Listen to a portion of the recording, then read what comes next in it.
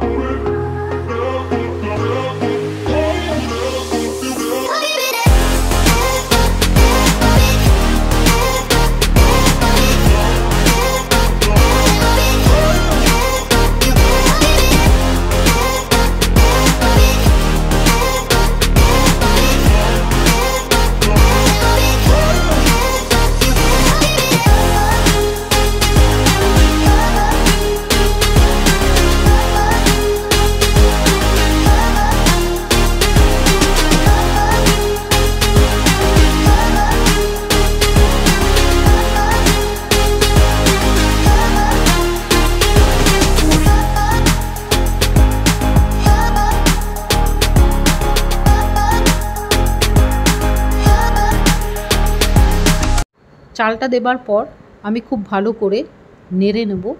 আর যখন আমি চালটা ভাজবো ঘির সঙ্গে, তখন আমি দিয়ে দেবো 1 চামচ নুন আর খুব সামান্য জাফরান।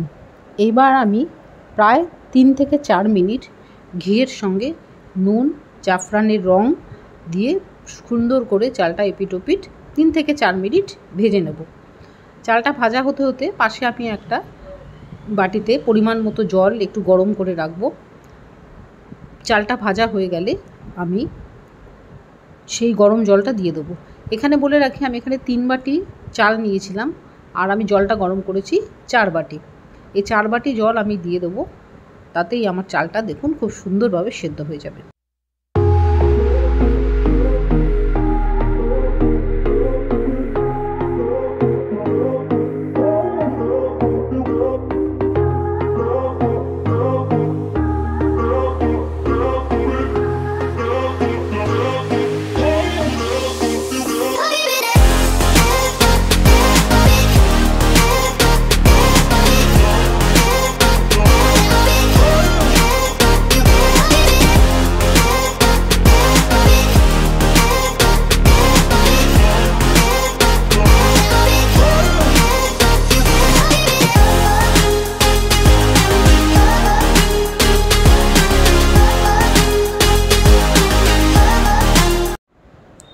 জলটা দেওয়ার পর খুব ভালো করে আমি ওপর নিচ ভালো করে নেড়ে আমি মিনিট 5 থেকে 7 মিনিটের জন্য কম আঁচে চাপা দিয়ে দেব।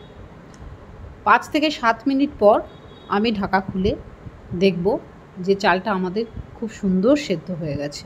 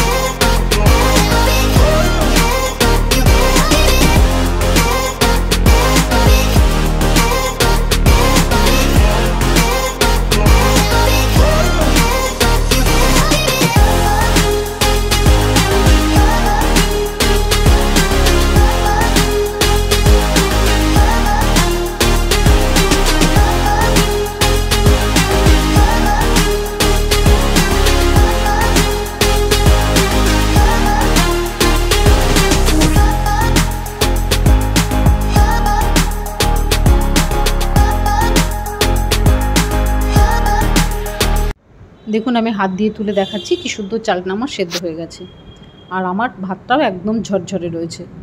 এইবার আমি এখানে দিয়ে দেবো সমপরিমাণ চিনি।